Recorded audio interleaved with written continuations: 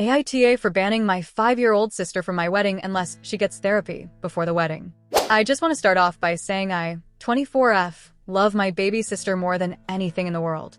I drive a 3-row car because it was able to fit her and my other siblings, 9F7M, and some of their friends. My fiancé and I watch the kids after school every day, and they spend the night with us 2 to 4 days a week.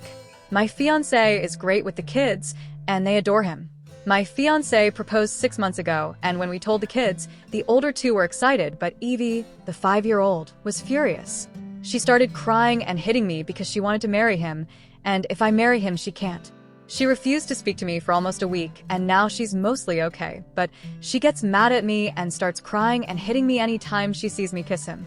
She was supposed to be our flower girl, but I really don't think she'll be able to sit through the wedding without some kind of outburst, so I called our dad, told him about all of this, and said that she won't be allowed to attend the wedding unless she starts seeing a therapist before the wedding. The wedding is in September, so he has a couple months to get her in therapy. He's saying she doesn't need therapy. She's just a 5-year-old with a crush on my fiancé. I'm overreacting, and she won't forgive me if I exclude her from the wedding. AITA for banning her unless he gets her therapy? Edit. We have tried everything. We've talked about her behavior, her feelings, that what she's doing isn't acceptable, that my fiancé will still be in her life, but nothing helped. She goes to timeout right when she starts hitting and kicking, she loses toys, she's left outings early, and my fiancé refuses to play with her after, because he doesn't play with anyone that hits. This is not normal 5-year-old behavior. There is nothing else we can do. We will not hit her. And to everyone saying her parents need to parent, how do you suggest I do that? They'll neglect the kids whether they have them full or part-time. Comments. One Redditor wrote, I had a little boy who spent time with my family and had a big crush on me. He was very sad and angry when I got married. I told him that I'm much older than he is, and by the time he is old enough to get married, I'll be a wrinkly old woman. I said when it is time for him to marry, I will help him find someone his own age who is a lot like me. He was happy with that answer. Another one wrote, LOL, I had one of those too. A 5-year-old who lived next door. He'd low-key insult my husband when we first started dating and act like a jealous ex. My husband had a Harley at the time, and one day he took him for a ride on it. They were cool after that. Another one asked, where are the parents? Why is no one telling her that she can't behave this way? One Redditor wrote, you mean the parents who pawn their kids off on Opie all the time? Another Redditor wrote, pawn them off. The kids have more attachment to Op's fiancé. I think I would back out of babysitting until after the wedding. Opie and hubby better be ready for this terror when they have a baby. I know a couple like this, and the baby sister has been pawned off to the couple permanently. Their mother was simply over-parenting a teenager, and now the kid is living with the newlyweds. It's been under a year of marriage, and they're already considering divorce. Update. 1 day later. My dad dropped the kids off last night, and while I was giving the youngest a bath, I started to get dizzy and nauseous, so I called my fiancé to get her out of the bath and in bed. He got her out of the bath and gave her a towel, then focused on me. That set her off, so she started her hitting/kicking/pushing, and when my fiancé let go of me to grab her, she was able to push me over, and I cracked my head on the edge of the bathtub. It was a mess. My fiancé called 911 on his phone while using mine to call my dad to get the kids. I hurt my head and neck, and will be in the hospital for the next few days. When my dad picked the kids up, my fiancé told him we won't be watching them anymore unless we become their guardians. Comments. One Redditor wrote, girl, spit it out already. Something else is happening at her house. Why are you so quick with the guardian thing? Another one wrote, either the post is bullshit or there is something else afoot. Opie was super cagey in the other thread about why they were basically raising this kid. One Redditor wrote, I mean, she wanted people in her business, so here we are. Another Redditor wrote, yeah, there is a major case of missing reasons here. If you want advice, you need to be upfront about what is going on here. Cause while her sister clearly has some issues, there is nothing here that says they should have custody of the sister. If anything, I'd say the sister should be kept away from them for a while. One Redditor asked, do you really want to be their guardians though? Does your fiancé? Another one answered, if they're guardians, they can get her therapy, which her parents are refusing to do. One guy wrote, if this is genuine, have the hospital check you for a more serious head injury. Saying that you want to be the guardian for these kids is ridiculous. Sorry, but what are your plans if you were to be their guardians? Are you independently wealthy enough to afford these kids full-time and pay for the therapy needed, etc.? Opie replies, my fiancé and I can afford to take care of them. Right now the kids and I are all on my dad's health insurance, but my work offers great health insurance if we need it. Therapy is included in both health plans.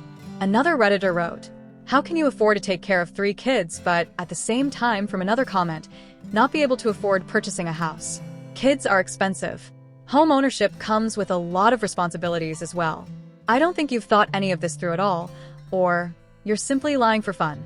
Opie replies, "We were able to purchase a house by ourselves, but we were looking at 2 to 3 bedroom houses or condos, and his mom thought something like 4 to 5 rooms in a good school district would be better in the long run, so we won't have to move when it's time to start growing our family. Those houses were out of our budget, so, as our wedding present, she's helping us get the bigger house." Story 2. AITA for suggesting that my brother and his fiancée bring out a cake at midnight on their wedding day for our grandma's 80th birthday. My older brother is getting married to his partner on July 20th, a date that they agreed on in January and shared with the family. July 21st is our grandma's 80th birthday.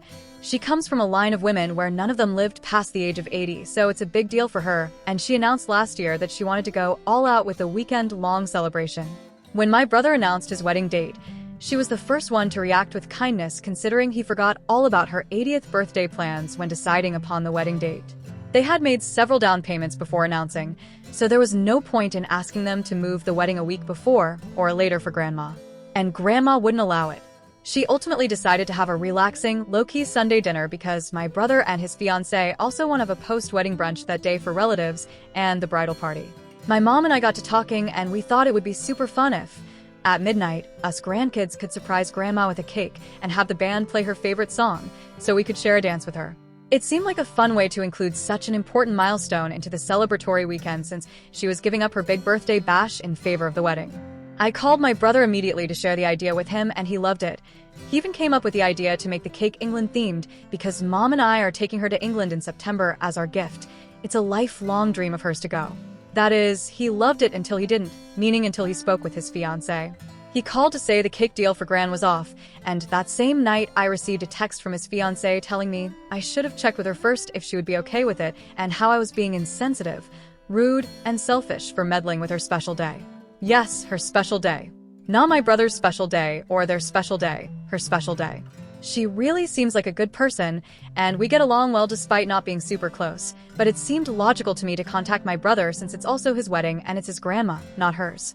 I responded back by saying it was my brother's special day as well and how he was initially thrilled by the idea. I also told her I didn't appreciate her accusing me of meddling since both Mom and I have fully respected the fact that she planned the entire wedding with her mom, leaving us out of the loop, despite my parents paying for a portion of the wedding. My mom was bummed about being fully excluded, even though all she would have wanted was to know how everything was going. The wedding reception is scheduled to end at 2 a.m., and by midnight she'll already have been the center of attention. It's not like someone is going to jump out of her wedding cake and propose to another person. My text was met with a phone call from my brother, who basically told me the conversation is over as I've overstepped my boundaries. AITA? Comments. One Redditor wrote, "NTA. Your kind, loving 80-year-old grandma, who has already expressed how this is a historic and meaningful moment for her, is more important than your entitled SIL who would already have a full day of attention under her belt by then. Go ahead and plan for lovely festivities with your grandma and her family without SIL or your brother."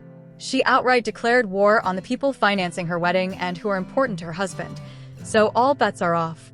Opie replies, "My mom is now really upset over the whole situation, and she feels responsible for messing things up. I, on the other hand, am pissed off enough to blow off the wedding and throw Grandma a weekend birthday bash instead. The old lady is so sweet and kind that she would probably be stressed going back and forth as to not miss her grandson's big day or the party her granddaughter threw her.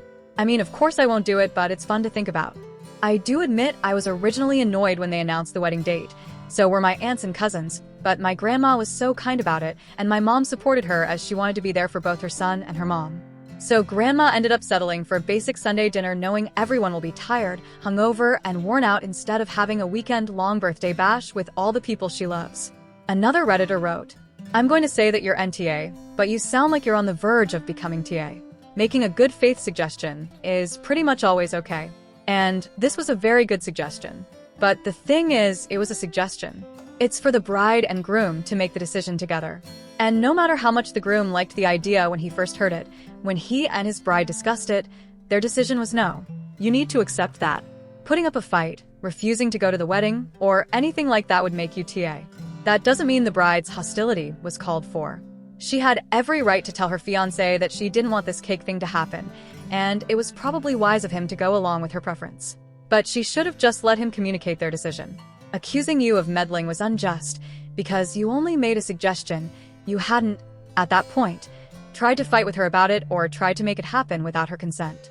And it's perfectly reasonable for the groom's family to make suggestions to him and the bride's family to make suggestions to her.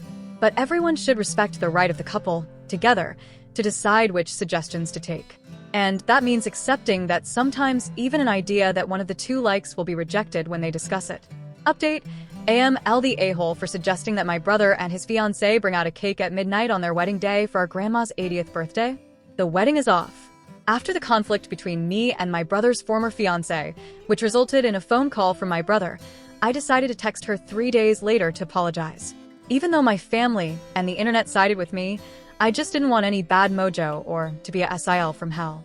My text was met with a lot of anger on my dad's behalf, which really surprised me because the man supports me no matter what. He was telling me how I shouldn't have been the one to apologize, and he let another thing slip out. End of February, the bride's dad asked my dad, in confidence, if he could pitch an additional money for his daughter's dream wedding because he didn't think it was fair he had to pay more due to tradition. My mom didn't know about this, which prompted fight number 1. My dad was pissed that I was the one to apologize even though I was the one that was insulted, so he called my brother behind our backs and told him that he respects the fact that she will be his wife and his primary family, but how he also thinks he should have checked her for insulting me the same way he checked me for crossing a boundary. He then did what dads sometimes do best: go off with a monologue after keeping shit inside for months. He told him about the additional money that he gave, and he told him he wasn't convinced the overlapping events were a coincidence. Fight number 2 ensued. My brother called our mom the next day to tell her the wedding was off. All hell broke loose. We then couldn't get in touch with my brother or his fiancée for almost a week. Her mom then got a hold of my work email and emailed me saying I had ruined her daughter's life. I forwarded the email to my brother, and he finally called me back. He said it felt like she wanted to marry for the wedding, not for the marriage. She also admitted to making her dad ask our dad for more money, so she could afford a wedding flower package. She wanted that was an additional $7,000, and she saw nothing wrong with keeping it a secret from my brother. She also refused to at least acknowledge my apology and to apologize back to me. My brother told her he would like to postpone the wedding and work on their issues, and she ended up calling off the wedding and breaking up with him. My relationship with my brother is still a wreck. He said he needs time because he loves her, but he understands she didn't prioritize him as much as he did her. Grandma's birthday bash is back on, and we're happy for her.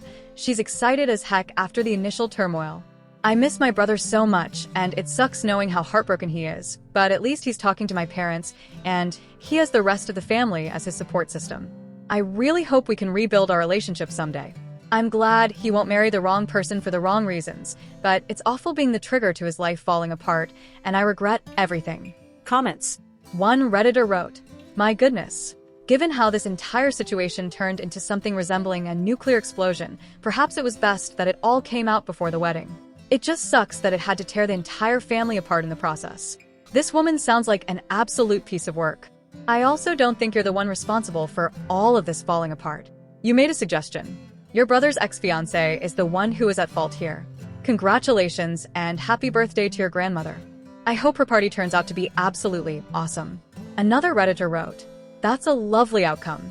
Saved your brother some trouble down the road and managed to keep a lovely celebration together. For what it's worth, we set up a whole week's worth of events for everyone to just be only 2 official wedding events, together and hang out. One of the other official events was an Andy lunch, which was actually covered for a surprise milestone birthday lunch and new vehicle for a family matriarch." Opie replies, "I'm hoping I can use the adjective lovely to describe this a few years down the line, but not for now, lol, though you're not wrong. Sometimes what's best for us isn't what we want, and it takes a while to accept that." Well, this is the end of these interesting stories. Well, I guess Grandma from the first story deserves her party, and I don't get why Opie from the second story wants to be the guardian. If you guys have any thoughts or suggestions or an interesting story of your own, do share that in the comment section below. If you enjoyed the story, do like this video and subscribe to our channel. You guys can also support us by checking out the links in the video description and the channel's About section. You can watch these videos in the meantime. Hope you guys have a good day. Goodbye.